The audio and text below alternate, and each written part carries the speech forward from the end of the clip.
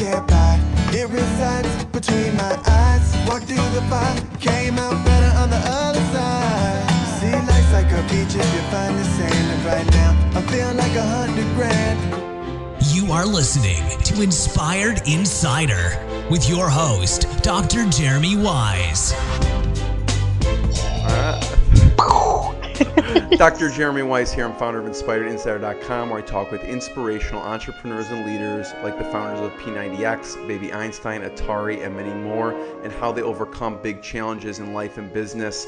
Today, I'm excited. We have Dorie Clark. She's a top strategy consultant. She's worked with clients including Google, Microsoft, Morgan Stanley, and many more. She teaches for Duke University at the business school and has lectured at Harvard Business School, Stanford, MIT, and a long list of others. She's the author of Reinventing You, and her latest book is Stand Out: How to Find Your Breakthrough Idea and Build a Following Around It. Dorie, thanks for joining me. Hey, Jeremy. Thanks. I'm really glad to speak with you. Everyone wants that. Everyone wants exactly that. And, you know, when I read this, how long did it take you? Like, I have to read the subheadline because it probably took you a long time to figure out what that was. How long does it take you to figure out, okay, my subheadline has to be how to find your breakthrough idea and build a following around it? Well, we had a little bit of a fight about it occasionally. I like to hear about the fights. Yeah. Yeah. You know, so sometimes it's the cover, sometimes it's the headline, but there's always little squabbles between the author and the publisher. Yeah. And they wanted to call it "How to Find Your Big Idea," and I was sort of resistant to that because I felt like, you know, yeah, a big idea is good, but to me it made it sound a little bit shallow. And, you know, oh, it's a big idea. And, you know, it's like, no, I don't want it to just be that. I want it to be about breakthrough ideas, about ideas that actually are game changers in some way for you and for your career and for hopefully your company and your field. So I didn't have a good alternative to finding your big idea. And I had to really sort of marinate on it for a while. But then one day breakthrough came to me and I put it forward and they actually liked it. So I was really pleased with how it came out. I like to hear the behind the scenes, and I could tell a lot of thought went into that. So I had to ask that. And, you know, I have to mention, I did listen to Stand Out twice. It's phenomenal. I recommend people get it. And also, you do have a special assessment tool. Can you just tell people where they can find that? Yeah, thank you, Jeremy. On my website, DorieClark.com, which is DorieClark, folks can download a free 42-page workbook that I adapted from Stand Out that actually walks people through the process of how to develop their own breakthrough ideas and build a following around them. So I hope some folks might get some inspiration from it. Yeah, and so talk about that for a second because, you know, a lot of people have listened to it, read it. What are some of the success stories? What have you heard from people who've listened to the book and what they've done? Yeah. So in terms of success stories from Stand Out, I've heard from a lot of people who are consultants, authors, entrepreneurs that it in a lot of ways accomplished what I was hoping it would do, which is present people with a smorgasbord of options. I mean, this is not it's 250 pages of a lot of possibilities and information. And it would probably kill you if you tried to do all of them. And so what I wanted to do... You can take bits and pieces. Yeah. So give one of the... I mean, personally, I'll tell you what I love. Because I can be a little introverted when it comes to conferences. I like there's some technique. I think you quoted Richard Wiseman talking about choosing people with a different, who are wearing something different or different color to talk to. So it kind of gives you something to follow, you know, in a group setting like that. Yeah, absolutely. I mean, really, it's just about, you know, picking role models and inspirations from the stories about things that feel relevant to you. So I've heard from a lot of people, for instance, that reading Stand Out helped them get a lot more serious about writing blogs, for instance. That was something that they knew that they wanted to do, but they just hadn't kind of had a kick in the pants about it. But that showed them the importance and where it could actually help lead their career and build their platform. So that was exciting. And, you know, Stand Out, Reinventing You, my first book, has been out for a couple of years. And so that I've had the opportunity to have a fair number of case studies sort of roll in the door. And what's one of your favorites from Reinventing You? One guy who's actually become a friend, I've met up with him a couple of times, is this Australian guy. His name is Blair Hughes, and he actually did something amazing. He was working as a school teacher in Australia, and he was not really happy with it, and he wanted to get into marketing, and in particular sports marketing. That was what he was really into. And so he used Reinventing You as a template, and he just created this like life plan for himself that he's been operationalizing over the past 2 years. And he's managed to get a six-figure job now for himself. And he's doing marketing for this really cool company, which enables him to liaise with all these sports teams. He's lost a bunch of weight and gotten healthy. Wow. Like he really reinvented himself. He went nuts with it, which has been really fantastic. Yeah. There's another guy actually who wrote to me who decided that he wanted to get more involved in content creation as a result of reading Reinventing You. And so he's been blogging really regularly. And I actually just introduced him to my editor at Forbes. And the editor at Forbes is interested in possibly working with him. So, he's somebody who's been following the template, and, it's led him to some exciting places that he couldn't necessarily have predicted at the outset. Yeah, and I have a bunch of questions. I like to hear your mindset and your behind the scenes, what goes on that stand out. And I was looking, there was one sentence that really stuck out in the whole book for me. And it seems like we have two common loves. Maybe love's a little bit strong a word. But one is spaghetti. There's one sentence in here I have to hear about. You have these spaghetti dinners, and you'll cook spaghetti for people, I think, if I'm correct. And then the second is John Corcoran. So I want to talk about those. But talk about the spaghetti dinner. Yeah, absolutely. So I want to have a cook-off against you. When we're in the same city, we'll both present our spaghetti sauce in dish. Yes. So tell me about one of those, the most memorable dinner. That sounds like an excellent idea. I have a feeling you probably are going to smoke me. I don't think so. No. Yeah, I mean, so to be fair, so for about 18 months or so, basically ever since I moved to New York, about twice a month, sometimes actually even more, sometimes 3 or even 4 times a month. So it's pretty regular. I will have dinners where I invite groups of people together. Right. Usually every month it is a specially themed authors dinner to bring authors and people from the media and publishing world together. Yeah. The rest of the time it's like a random mix of people. Yeah. So just people that I think would like to know each other, right. People that some are folks that I know, some are folks that I don't. Occasionally what I will do is I will pick a co-host. Oftentimes it's actually our other mutual friend, Michael Roderick. Michael's amazing. I love Michael. Yeah. He's great. And so I'll invite half the people and he invites half the people. So then we have our groups mixing, which is really fun. So and you guys know everyone in New York City, probably between the two of you. We've made good progress. Yeah. The one asterisk on this is that after a few spaghetti dinners, I came to realize something, which is that the modern era of dietary restrictions has kind of killed the dinner party, and so people are gluten free, like dairy free, like all the everything. Yeah. So I had one dinner, and I announced in advance. I'm like, okay, this is a spaghetti dinner. It's vegetarian. Like I thought, like okay, that's got to take care of most of it, right? No. This is a dinner for 6 people, and yet still one is vegan and one who gets invited at the last minute is gluten-free. I'm like, it's spaghetti. So that was very complicated. So after that, I thought, all right, you know what? I'm going to have these at a restaurant. So I've mostly moved my my dinner operations to a particular restaurant that I just kind of have a system worked out with, and I do it with them every time. And that actually has gone really well. But I've been keeping it up pretty consistently for about 1.5 years. And you do 2 a month?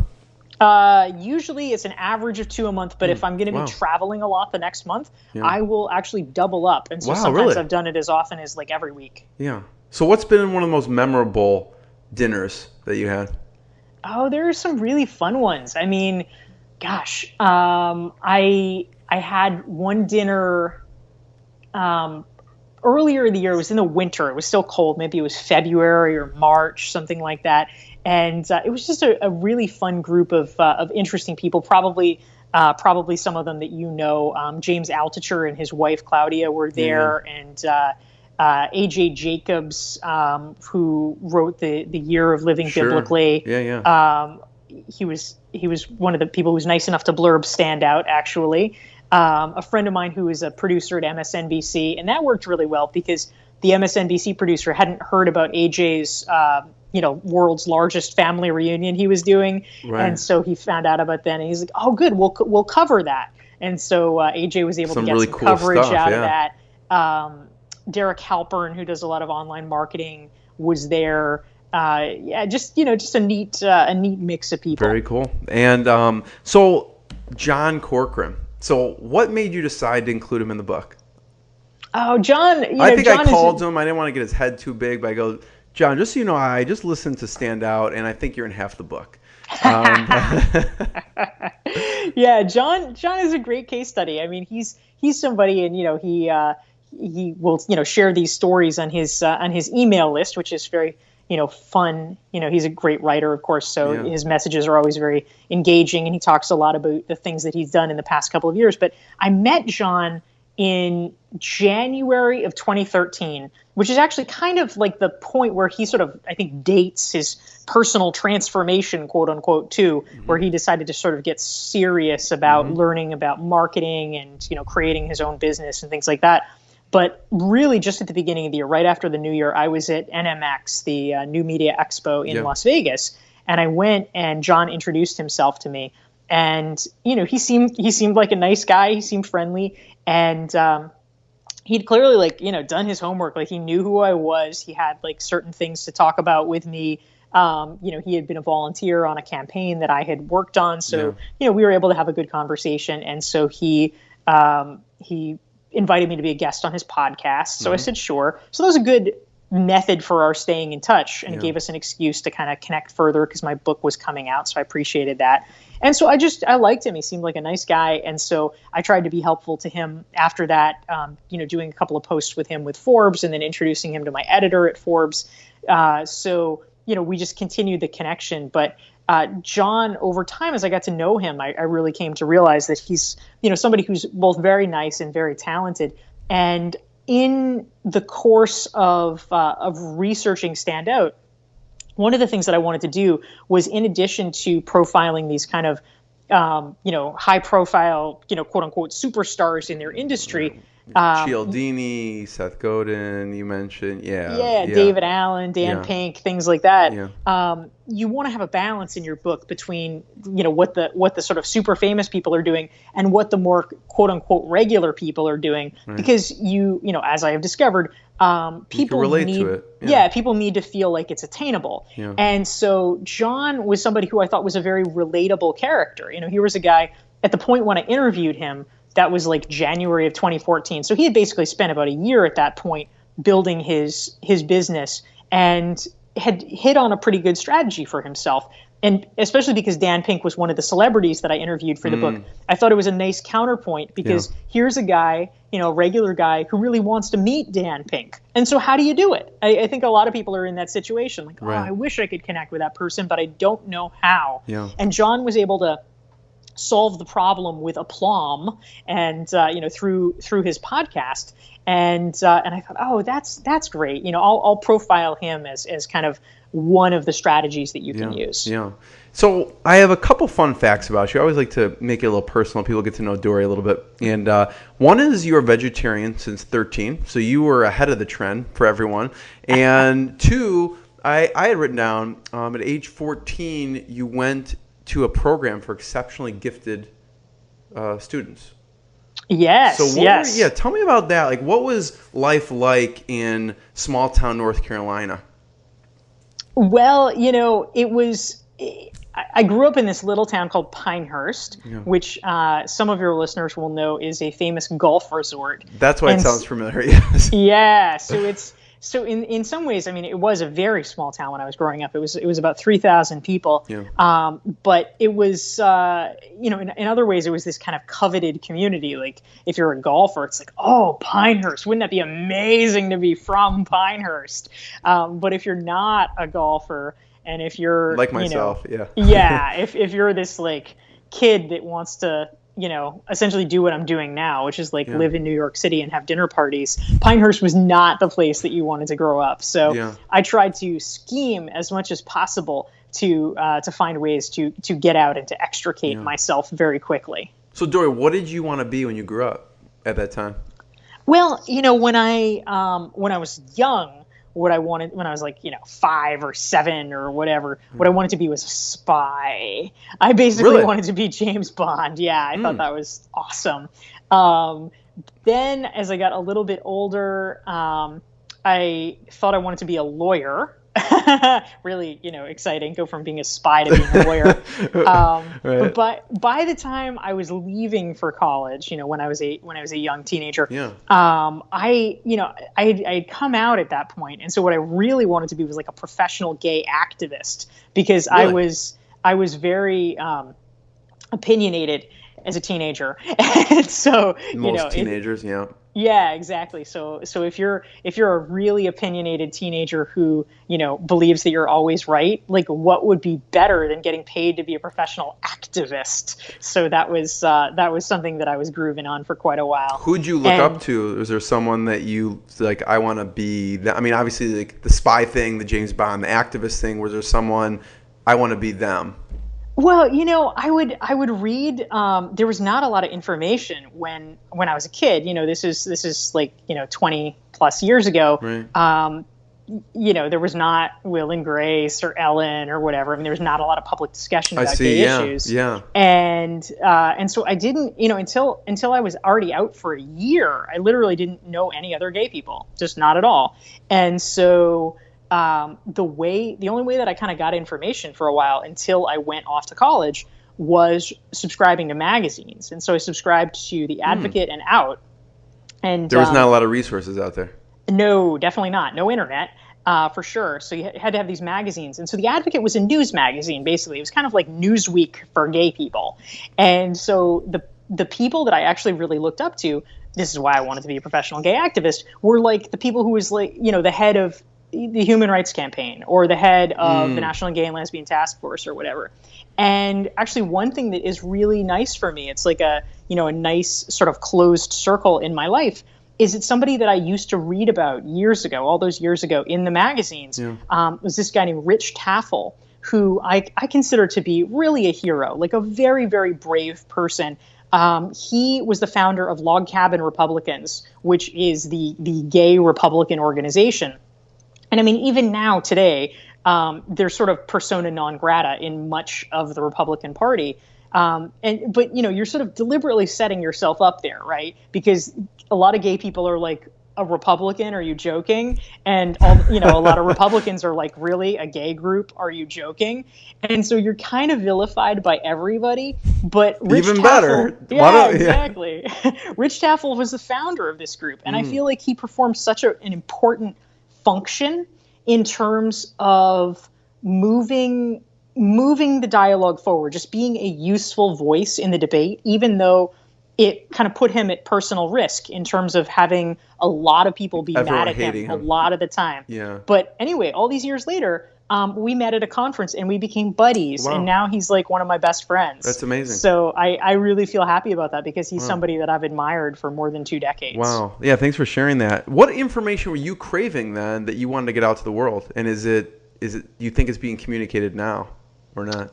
Oh, I mean, yeah, just like anything on the internet. I'm so mad they hadn't figured out, like, I mean, yes, the internet existed then, but like people didn't have it. So, yeah, I mean, my God, yeah, I think it's just a world of difference that people can connect with other folks, that they can get tons of unbiased information about everything that they need. I mean, it's just totally a miracle. So yeah, it is kind of an amazing historical inflection point that I'm not even 40, and yet I honestly believe I grew up in a pit in the dark ages. Right, yeah. And one thing when I was reading, that you got your master's from a really young age too. Why theology? You went to Harvard Divinity School, right?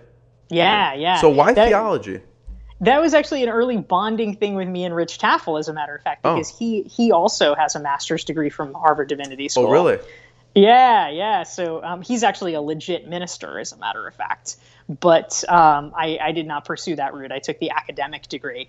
But I was an undergraduate major in philosophy, Yeah. and I had two goals for myself. One was that I really liked philosophy, and I felt like I would understand it better. I would understand issues of meaning in the world, issues of meaning in life better if I also understood theology. So I decided to continue on and study that. Interesting. The other thing actually was because of my early interest in activism, I was very interested in the political advocacy that was being very, the political muscles were being flexed very visibly at the time by the Christian Coalition and other right-wing religious political groups. And I wanted to understand more about the theological underpinnings of their political viewpoint. Yeah. So I thought that would be an interesting thing to study. Yeah. Dorie, everything in your bio, when I read it, stands out. When we're talking about spoke at Harvard, MIT, books. I wanted to point, kind of zero in on one, which is the Duke professor. How did that come about? So that actually came about because in 2002, I was the press secretary on a political campaign. It was when Robert Reich, who was the former U.S. Labor Secretary, ran for governor of Massachusetts. And so it was an unsuccessful race. Ultimately, the person who ended up being the governor that year went on to later fame, Mitt Romney. So sadly, our candidate did not prevail. But anyway, on the campaign, I met this woman who, had a relatively junior role. Her name was Mita Malik, and she was the assistant to the campaign manager. Really nice woman. She ended up going off to graduate school and getting her MBA at Duke. And I think a lot of times people think, breaking in at different universities, it's so hard, it's so complicated. Yeah. And it is largely because it's a really weird and opaque process. Yeah. But it doesn't necessarily have to. It's hard because it's opaque, but it's not necessarily hard because you have to have special credentials or whatever. I don't have a doctorate. Yeah. My degree, as you said, is in theology. But so I told Mita, we had sort of stayed in touch. And so years later, we were just in touch. And I mentioned to her casually that I wanted to start doing more business school teaching. I had done a little tiny bit, but not that much. Yeah. And she said, "Oh, I should connect you to people at Duke." And I'm like, "Oh, well, that's sweet." That sounds great. Yeah. But, she didn't really know the people that I needed to talk to. The person that she had stayed in touch with, that she was really close to, was the admissions person. Okay, great. That's not at all the person who can help me. But she connected me to the admissions person, who actually was very nice. And the admissions person then connected me to the person that I needed to talk to. Yeah. And it happened in that moment that they had just gotten some feedback or whatever from their students that what they really wanted, what they really needed, was the thing that had happened that I offered.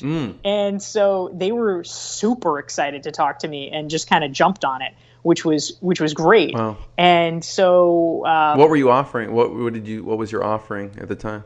I mean, basically, I was not necessarily coming to them with a special thing, but I was just telling them my general credentials, and what they were interested in was finding ways to help the students with public speaking and communications better, and which is something that I do. Right. And so anyway, I've now been teaching for them for 3-4 years, and have done a lot of different things for them. Yeah. I teach an executive ed class now, kind of on similar lines, called Communication for Leaders. Every year for the past 3 years, I've done a course for executive MBA students on marketing strategy. So we just kind of ran with it. Right. Yeah, I'd be on the phone with the professor hiring. Yeah, we're looking for this specialist. That's exactly what I specialize in. What's the most popular topic that you teach at this school? What do students love the most? Because I know you teach on a variety of topics. Yeah, I do. That is a good question. I think if I was thinking about things that get people really excited, actually, as part of Communication for Leaders, one one of the pieces of it that we do, part of it is like oral communication skills, but we also do social media, specifically, this is not social media for companies, although I actually do that in my marketing strategy class. But in communication for leaders, I do social media for individuals. Like, how do you use it the right way to build your personal brand? And I think a lot of people like that and benefit from it because they're worried about it. They know that they should be doing it. They know that it is useful and beneficial, but they're really not sure how, and they feel like it is very high stakes, that they can't afford to screw up and make a mistake. So I think that combination makes them very excited about and appreciative of the help. Yeah. And Dorie, with that story, thank you for telling that. I love that story. And with that, with your friend, there's two concepts that you talk about a lot. One is loose ties and the other is luck. And so they both seem to tie right into you getting, or, seemingly getting the Duke professorship besides your background and all that, but getting the opportunity to. Can you talk a little bit about loose ties and kind of how that plays a role and what people should be thinking about for that? Yeah, absolutely.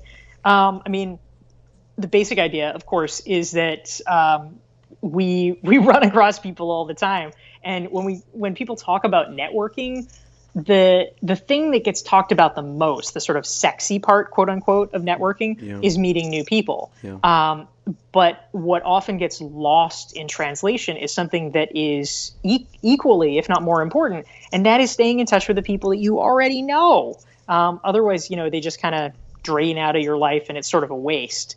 And so getting in touch with Mita, staying in touch with her was pretty fantastic. It was, a lucky thing. But I think that something that does become important, especially as you spend more time in the professional world, meet more people, have more connections, it stops being something your brain can do. And so having a contact management system that enables you to track contacts and just have an external reminder of who you ought to be staying in touch with is important, because otherwise, even if the people really are important, you cognitively can't do it. It's too many. In my database now, I have, my email list is like 25,000, but just in terms of my personal database of like people I know is like 10,000. There's no way I could keep on top of that and be like, oh, I really should have emailed so-and-so. Right. Yeah. Yeah, for sure. And then what about the luck factor? I know you talk about luck, and there's two attributes and there's a book that you reference too with luck that people should maybe check out as well. Yeah. There's a good book that came out a few years ago called Heart, Smarts, Guts, and Luck by Anthony Chan. He spells it Tjan, and a couple of his colleagues. And it's a great book about what makes entrepreneurs successful. And they kind of break people down into this typology of 4 different types. There's heart-driven leaders, smarts, guts, and then luck-driven leaders. And it was always the last one that I thought was a little weird. Like, what does it mean to be a luck-driven leader? If, the popular definition of luck is just something that like happens to you that you can't control. But the interesting thing that he talks about in the book is that there are factors that it turns out you actually, kind of can control. And the 2 that you're alluding to are curiosity and humility. Right. And when people have those traits, which are things that can actually be developed and can actually be worked on, then you are more willing and open to connecting with different types of people. It's not lucky. Like, almost definitionally, it's not lucky if I'm like, I really want to meet Jeremy, and then I go up and introduce myself, and then we have a conversation, and then something good happens. Right. Like that's not luck. That's actually my plan, is to meet Jeremy. But if I'm, standing like late for my bus, and I strike up a conversation with you, and we chit chat, and then, oh my gosh, wow, you're Jeremy? I've been wanting to meet Jeremy a long time. Or, oh, you're Jeremy's brother? That's amazing. Can you introduce us? That's luck. And it comes from that willingness to just take a chance, talk to people, see where it goes. Yeah, and people should check out Stand Out. All this is in depth. And one of my favorite stories is with you and Craigslist. Yeah. That was good luck, absolutely. So basically, I had been trying for a really long time to to break in and start blogging for different publications. Right. And, I had pitched a million places, and, a lot of these people were just dicks and not getting back to me. And so I wasn't having a lot of luck. But I ended up selling my bike on Craigslist. And it turned out I was living. This is the best story, Dorie. I love this. Yeah. Oh, thank you. Yeah, I was living in the Boston area, and I was trying to be responsible. I wanted to buy a new bike, but I'm like, Dorie, you should not buy a new bike until you sell your old bike. So I did it. I put it out, and it turned out the woman that I sold my bike to worked for the Harvard Business Review. And so I when she told me that, I was like, oh, I'm like, how do you start blogging for HBR? And she was not the right person, but she was willing to introduce me to the person who was. Yeah. And so it worked out, and I was able to start getting my blogs published there. And then, the blog, one of the first blog posts that I did was called How to Reinvent Your Personal Brand. And it got, they asked me if I would turn it into a magazine piece. Right. And then from the magazine piece, I had several literary agents approach me and ask if I was interested in turning it into a book. And so that is how Reinventing You happened. Yeah. And I wanted to go back a step for a second. And you weren't always the author we see today. Talk about some of the rejections you got before Reinventing You. Yeah, so I had actually written 3 book proposals, which had been rejected, and the common denominator in the rejection was that my so-called platform, as they say, i.e., how famous you are, was famous, right? Was not sufficient for their needs, because basically what I came to realize too late after writing these proposals is that book publishers are extraordinarily risk averse, and they don't want to take a chance on you. They just don't. The way that they minimize risk is that they want to work with people who have what they believe to be a built-in audience that will just automatically buy the book, and then whatever they sell on top of that is gravy. And so I did not have a built-in audience. Right. I was under the mistaken kind of old school impression, like, oh, I'll just write a really good proposal and then they'll help me sell it. Yeah. And anyone who is under that impression is sadly we'll shatter their dreams deluded. Right now. We will. We'll make them cry. So you got a bunch of rejections, and so what did you then do to help build your audience? So for me, the logical thing, because I had been a reporter before, was I said, all right, well, what I need to do to start building my profile is blogging. Yeah. And there's a lot of possibilities that people could do. I mean, especially these days, you could do podcasting, you could do videos, you could, just get big on Instagram. There's many things. Right. But the one that I chose was blogging. And so specifically, I wanted... you can establish your own blog, but I thought it would be a faster route for me, since the book was my goal, to try to write for publications leverage that already other had audiences. Built-in audiences. Yeah, very smart. So that was why I was in the process of trying to connect with larger publications, and then finally was able to break in at HBR. Yeah, very smart. You're like, I'm not going to just post it myself, but really go right to where people already have audiences. What so did the Reinventing You article get the big most traction? Would you say? It got a lot. It got a lot of traction, but I also helped it because they had told me, they'd given me, it was like the second post I had ever done. Yeah. And for them. And they had told me that they really liked comments. That, at the time, I don't think this is really the case anymore, but at the time they were really obsessed with comments as a metric of success. So which I could see that it's engagement. Yeah, exactly. So I'm like, all right, I'm going to max that out. So basically what I did, which is probably a little bit more than most authors would be willing to do. And I did this for months. I mean, every time I published for HBR for, I don't know, probably the first 6 months that I was doing it, what I would do is, they'd tell you when it was going to go live. And the minute it went live, I would start emailing and calling everybody that I knew. And I would be like, I need you to comment on it now. I need you to fucking do it now. and you use that. That should be your subject in the email. Do it fucking now. That's right. That's right. And so, like about a year ago, they updated the site, so they lost a lot of the original comments, and so now I don't think you can see it. But I managed to get, I don't know, at least 50, maybe 100 Wow, that's comments amazing. on it. Yeah, because basically I was working the phones for like four hours just consecutively. Yeah. Really calling everybody, asking everybody for favors to do it. Yeah. And so, it meant consequently that it stayed at the top of the list, because at the time the way that the site interface was they would say like what's trending, what's most commented. Right. So that meant more people would see it over a period of days, and then it would build organically. Right. So they looked at it, and I think they thought that the content was good, but they also were like, whoa, this is getting lots of comments. Right. I love hearing that story, because people think, oh, even when you get to that point to write for Harvard Business Review or Forbes or whatever, you're still hustling and making sure that it trends and gets to the top of whatever, platform it's on. So yes, thank you for sharing that and demystifying, like, yeah, you just put it out there and it goes viral. It's not the case. I want to hear about the brainstorming process a little bit. And how did you first decide it was time for another book? Stand out. It wasn't a hard process for me to decide that. Okay. I actually tried to sell the manuscript for Stand Out even before Really? Reinventing You was published. I was because there's a big gap, between when you finish a book and when it comes out. So I had time.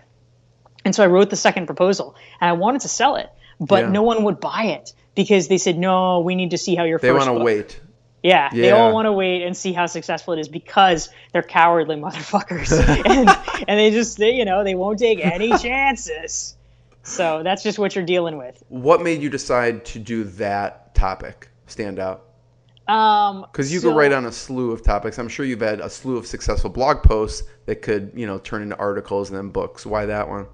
Yeah, so I wanted to do Stand Out basically because, for that book and also the one that I'm working on now. Yeah.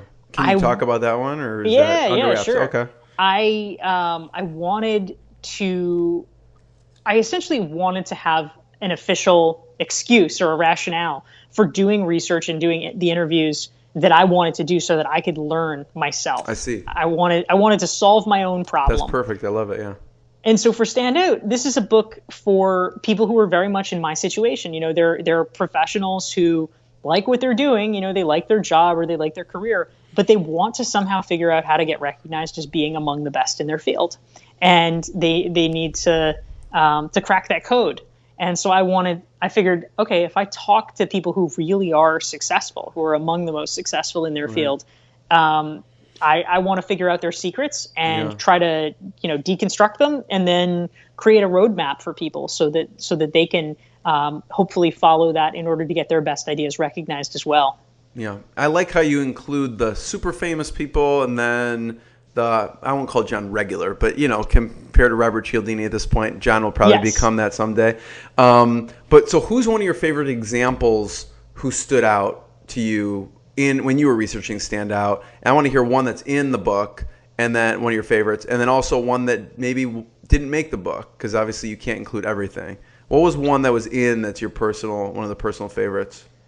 Yeah, well, one person who I included, and it made me happy to be able to include him, is a guy that I know named Robbie Samuels in Boston.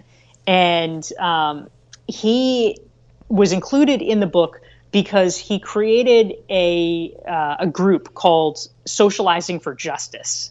And basically what this is he had this problem he wanted to solve, which is at the time he was working at a nonprofit, and he felt like a lot of the nonprofit community was fragmented. And people could be learning from each other, but they all had their heads down. They were too busy. They were all doing their own individual thing. And he's like, people, if we share best practices, we could be so much better. We could learn so much. And they're all like, yeah, Robbie, we know, but we're too busy. And it just wasn't happening. And so what he did was come up basically with a really brilliant way to trick people. And so I love it. Let's hear it. Yeah. He created a meetup group called Socializing for Justice. And he realized that he had been trying to feed them, spinach. Like, oh, come, let's have a meeting and trade best practices. And they're like, no, we can't do that. And instead, he decided to feed them pizza. And he created Socializing for Justice, which is like a fun meetup, purely fun. And they'd have activities every other week, like bowling for justice and cocktails for justice and trivia night for justice. Right. And it was stuff that people wanted to do. Yeah. And so, the hook is like, oh, come meet other people in the nonprofit community doing fun things like bowling. And so people flocked to it. Yeah. And the thing that he wanted to happen anyway, get to know each other, trade best practices, connect, It was a join up. byproduct. Yeah. It was a byproduct of it. And so it became so successful. The group is now nearly a decade old. Wow. It has 3,000 members. Yeah. And he was able to actually use it. He built such a robust network. He has been able subsequently to go out on his own and become a consultant and have his own business on the strength of all the connections and relationships that he's built. Yeah. And there's so many good stories like that and stand out, which we don't have time to mention. But like the one who basically giving access to the internet to really poverty-stricken areas. So people, if they want to listen to that one, they'll have to stand out. But what about one that wasn't in the book that was powerful in your research? Because I know you do tons of research and not everything makes it in. Yeah, actually the interesting thing, Jeremy, is that one of my secrets for writing the book is that I tried to be like super meticulous in the proposal phase about coming up with exactly what I wanted to include. Yeah. And part of the reason that I was able to write it really fast, from the time I signed the contract to the time it came out was 18 months, which actually in publishing is like crazy fast, you know? Yeah. But the actual writing of the first draft, I was able, I researched it for a couple of months. I wrote it, in a couple of months, but it went very rapidly. And part of it was that I basically did the intellectual heavy lifting in the proposal phase. So did the planning. Yeah. So actually there's not a lot of material that didn't make it in the book. From the proposal, you need to have a pretty fleshed out idea of exactly what you want to do. And so it really just became interviewing and executing at that point. Got it. So you were so prepared that everyone that you interviewed and did research on, it was included. So what was good advice you received from a mentor or colleague while you were completing the book that was beneficial? So let's see. In terms of the book and what I was doing at the time. I mean, certainly something that has been very successful for me. The document that you were kind enough to mention at the start of our session together, the standout self-assessment workbook. Yeah. That was actually really critical. Talk about that. Yeah. I heard from a number of other authors that was useful. And there's a guy named Rob Eager who wrote a book that I actually interviewed him about for my Forbes blog. His book is called something like "Sell Your Book Like Wildfire," and he's a every book author marketing wants specialist. to read that. Yeah, exactly. And he talks about really that it's important to have a giveaway like that. Yeah. The reason for that is that it becomes a list building tool, and if you give people something that is of real interest and real value, they will sign up for it. They will get it. And then, so they opt in through getting that to your email list. And of course, they can unsubscribe at any point if they don't like it. But the idea is that you have started a relationship with them. And by the time they look at the first thing you send, the second thing you send, they're like, oh, this is actually really great. Yeah, I like getting these. Whereas they probably would not give you a chance if you were just like, join my newsletter, which sounds awfully boring. And so over the course of the book launch, so between February and like October, so like a 10 month period, I was able to more than double my my email list. Wow. Now I went from under 10,000 to now 25,000. That's amazing. Yeah. So that was really a key driver for me. What made you decide on the self-assessment, which seems like a lot of work, which is very valuable, as opposed to like a free chapter, which wouldn't be as much work that would, you know what I mean? Yeah. So I'm curious on your thought process behind that. Yeah, absolutely. Yeah. Well, so for one, it's just a question of like what's more exciting for people. Yeah. I mean, a free chapter's nice, but it's like it kind of ain't all that, people are sort you of wanted used something to that. to go above and beyond. Yeah, you want something that people will actually be like, oh yeah, I actually want that. I can use that. That will be interesting. But to tell the truth, it actually was not that much work for me, because one of the things that I learned in writing Reinventing You, my first book, was, my editor told me to do this, and I was like, really? Like, I thought it was kind of silly. I thought it was like a throwaway. He's like, at the end of each chapter, can you like put these like ask yourself questions? And I'm like, oh, whatever, and I did it because he suggested it, but I didn't think it was a big deal. But I heard from so many people that was what they really liked. Wow. That was really beneficial That's to amazing. them in terms of their reflection. I'm like, oh, I guess he knew something I didn't. I guess he knew what he was talking about. Yeah. So anyway, I made a point of doing that in Stand Out. And in fact, I made a point of like maxing out on it in Stand Out, basically. I'm like, all right, if people like these questions, I'll totally do questions. And so I put at the end of each chapter, or actually even each section of each chapter, I did lots of like ask yourself questions. And so for the self-assessment, basically what I did was I just gathered all the questions in one place. Yeah. And it turns out there's a lot of questions. There were 139 questions. Wow. But, as you're reading in a book, like, yeah, you can kind of ask yourself those questions, but it's not really like the time or place for deep reflection, because you're kind of keeping going. I'm in the car listening to you on Audible. I can't,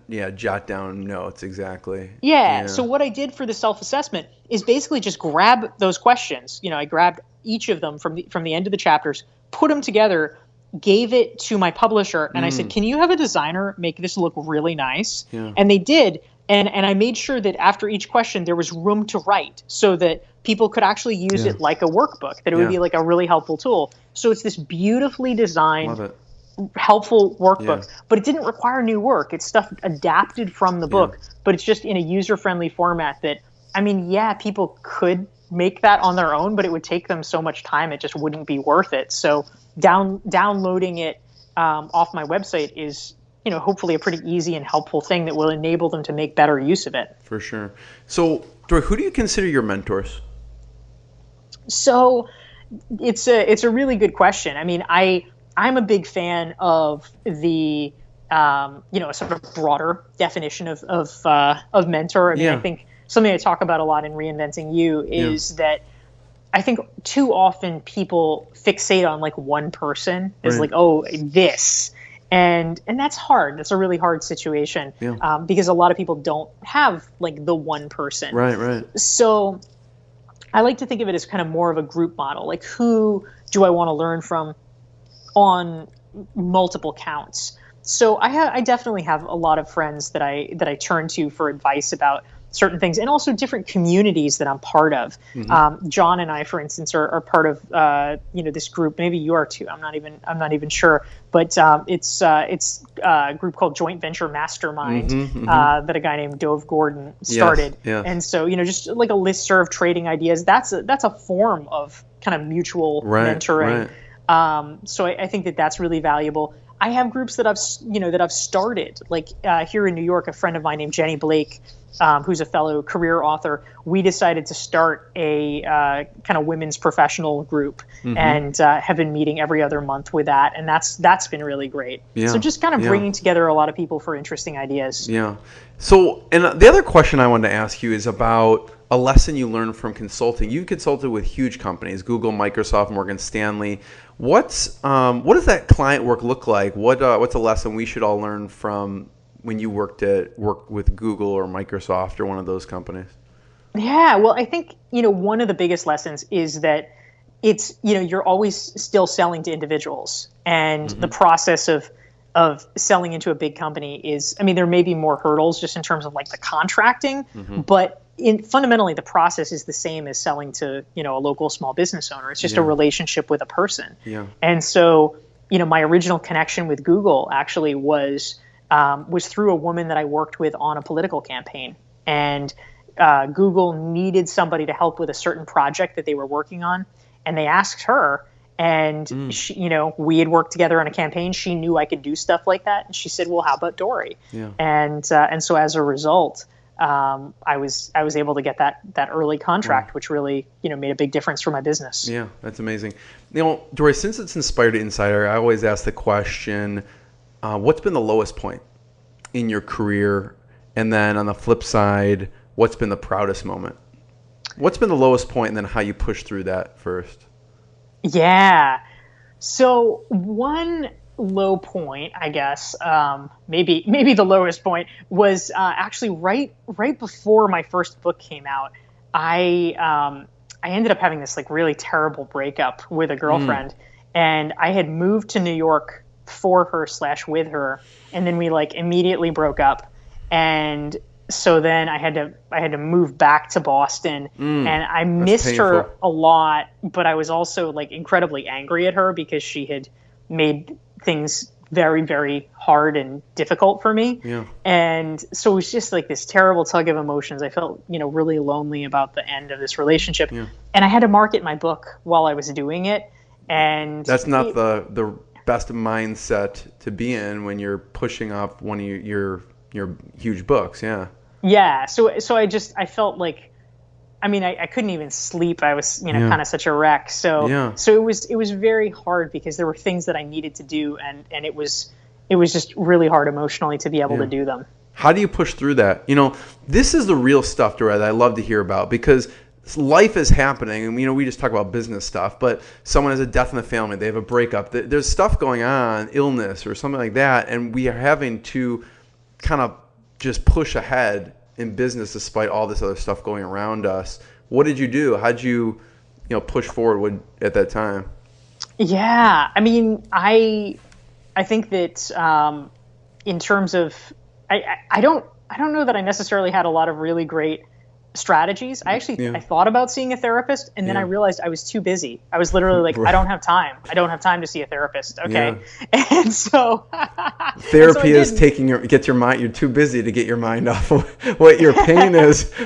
That's right. Yeah. So yeah, I guess, it's like in the sort of only way in is through kind of thing. I would basically just, I guess my, you can argue about its level of adaptability, but my way through it was just working harder. Yeah. And so I was crying every day. Every single day I was crying, but I just worked like a maniac. And eventually, I think if you keep doing that forever, it's not good. But I think sometimes if you're sort of in an acute phase, actually distracting yourself through whatever means, and I think work is better than some of the alternatives of distracting oneself. Yes.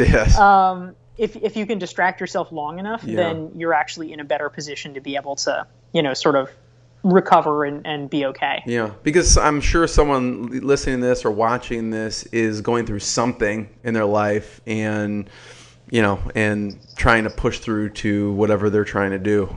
So, I appreciate you sharing that. And then on the flip side, the proudest moment.